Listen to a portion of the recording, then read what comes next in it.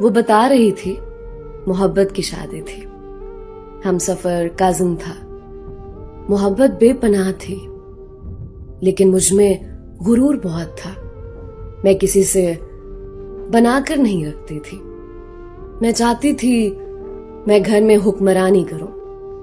میرا شوہر اسد مجھے بے پناہ محبت کرتا تھا، وہ میرے بنا سانس بھی نہیں لے سکتا تھا۔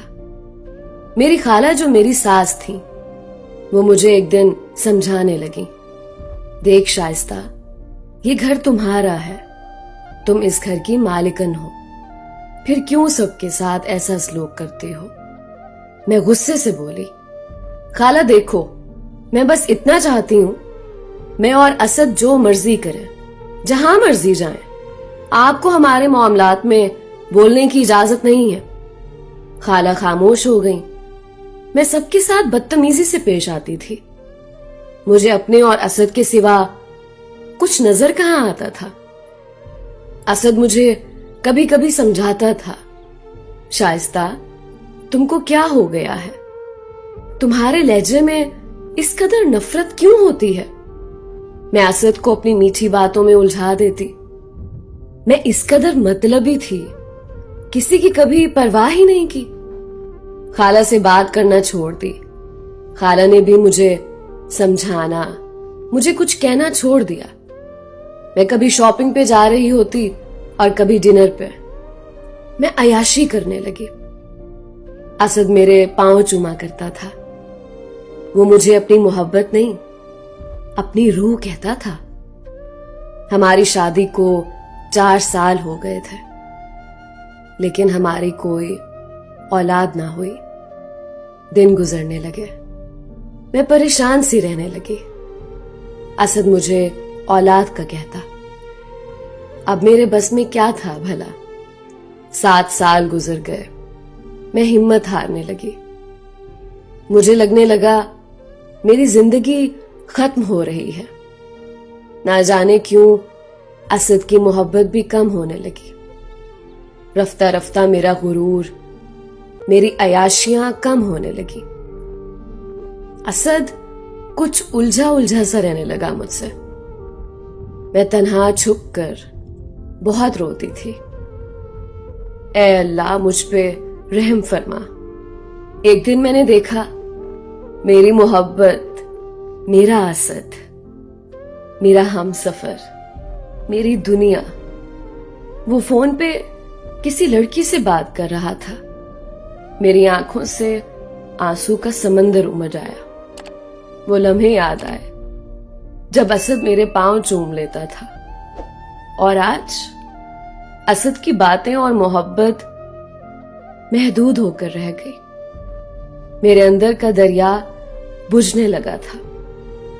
میں نے اپنا بہت علاج کروایا، لیکن شاید میری منزل تاریک تھی، میں اندھیروں میں ڈوبنے والی تھی۔ پھر ایک دن اسد میرے پاس بیٹھا تھا، میرے سامنے موبائل کیا، ایک لڑکی کی تصویر دکھائی، شائستہ کیسی ہے یہ؟ میرے حلق سے آنسو اترنے لگے۔ میں آہستہ سے بولی، بہت پیاری ہے۔ اسد مسکرایا، میں اسے بہت جلد نکاح کر رہا ہوں، 12 سال گزر گئے ہیں ہماری شادی کو، میں اب اور وقت ضائع نہیں کر سکتا۔ میرے سامنے بیٹھا وہ اس لڑکی سے محبت بھری باتیں کرنے لگا۔ مجھے یوں لگا جیسے کسی نے میرے جسم کا ایک ایک ٹکڑا کاٹ دیا ہو۔ میری سانس رکنے لگی، میں نے خود کو سنبھالا، کمرے سے باہر آ گئی۔ خالہ جن سے میں بات کرنا گوارا نہیں کرتی تھی، میں نے خالہ کی جانب دیکھا۔ خالہ میری سرخ آنکھوں میں دیکھ کر بولی، کیا ہوا؟ اللہ خیر کرے۔ میں خالہ کے پیروں میں گر گئی۔ خالہ وہ اسد۔ خالہ نے مجھے سنبھالا۔ کیا ہوا اسد کو؟ میری ہچکی بند ہو گئی۔ خالہ وہ اسد دوسری شادی کر رہا ہے۔ خالہ نے میرے سر پہ ہاتھ رکھا۔ تو پریشان نہ ہو، میں کرتی ہوں اس سے بات.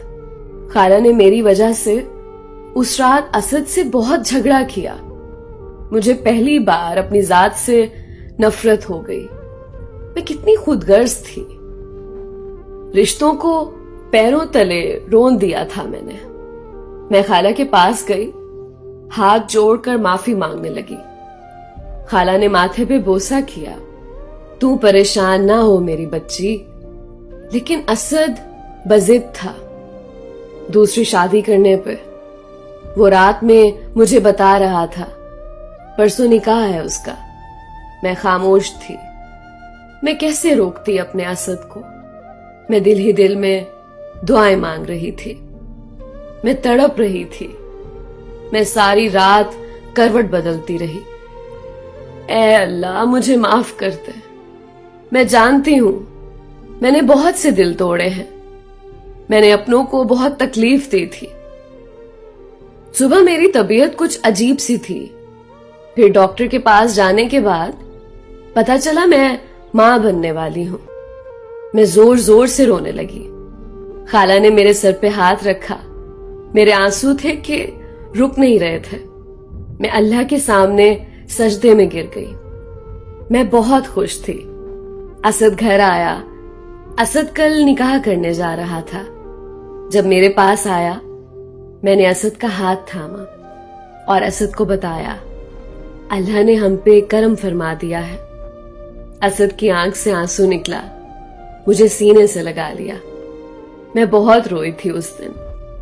کیوں اسد کی محبت میں 2 سال بعد محسوس کر رہی تھی. میں اسد کی باہوں میں ایک چیز سیکھ گئی تھی. جب ہم خود غرض ہو جاتے ہیں, جب ہم کسی کا دل توڑ دیتے ہیں, کسی کو تکلیف پہنچاتے ہیں, نفرت کی آگ جلاتے ہیں, تو دوسروں کو دیے ہوئے آنسو ہمارے لیے کسی نہ کسی صورت سزا ضرور بنتے ہیں. میں نے خالہ لوگوں کے ساتھ بہت برا سلوک کیا تھا جس کی سزا میں نے پائی تھی. اگر آپ میں سے کوئی بھی کسی مشکل میں پریشانی میں ہے تو تنہا بیٹھ کر سوچے آپ نے کسی کا دل تو نہیں دکھایا. آپ نے کسی کے ساتھ برا تو نہیں کیا. آپ کی وجہ سے کسی کی آنکھوں میں آنسو تو نہیں آئے. اگر ایسا ہے تو آگے بڑھ کر معافی مانگ لے. رشتوں کو سینے سے لگا لے. آپ کی مشکلات اور درد خود مٹ جائیں گے.